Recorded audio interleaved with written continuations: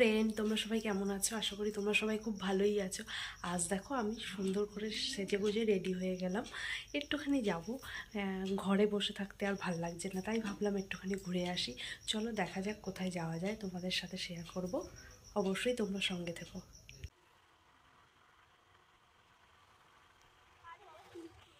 প্রথমেই দেখো আমরা একটা শপিং মলে চলে আসলাম।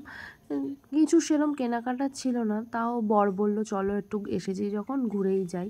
একটু শপিং মলে এসে একটু দেখে নিলাম। দেখো আমি ভিডিও করছি আর আমার মেয়ে বারবার মুখ লুকিয়ে দিচ্ছে আর আমাকে দেখে বারবার হি হি করে হাসছে। শপিং মল দিয়ে বেরিয়ে খুব খিদেও পাচ্ছিল, তা সবাই মিলে চলে গেলাম একটা পেস্ট্রির দোকানে।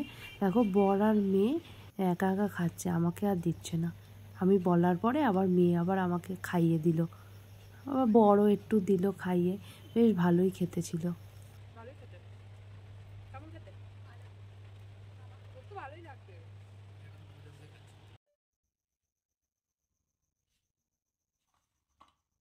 পেস্ট্রি খাওয়া দাওয়া করে পেরিয়ে আসার পথে একটু চিকেন নিয়ে আসলাম।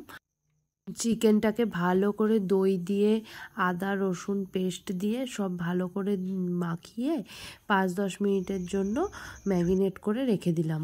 এরপরে আমি পেঁয়াজগুলো কেটে নিলাম।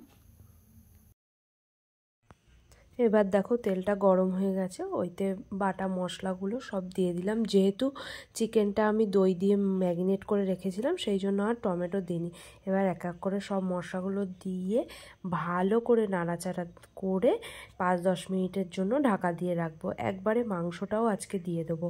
আজকে অন্যভাবে চিকেনটা তৈরি করব, যেহেতু রাত্রির হয়ে গেছে, সময় খুব অল্প, তাই চিকেন দিয়ে একবারে মশলাটা কষাবো। দেখো চিকেনটা দিয়ে দিয়েছি, এবার 1 চামচ নুন দিয়ে দেবো। এবার মাংসটা কিছুক্ষণের জন্য ফুটতে দেবো।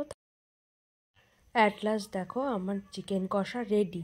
আর তোমাদের তো বলা হয়নি, আসার সময় বিরিয়ানি কিনে এনেছিলাম, আলু বিরিয়ানি।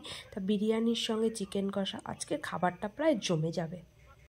আজকে সন্ধ্যেটা এইভাবেই কাটালাম, তোমাদের সঙ্গে পুরোটাই শেয়ার করলাম।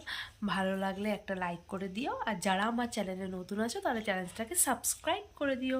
Tata, good night.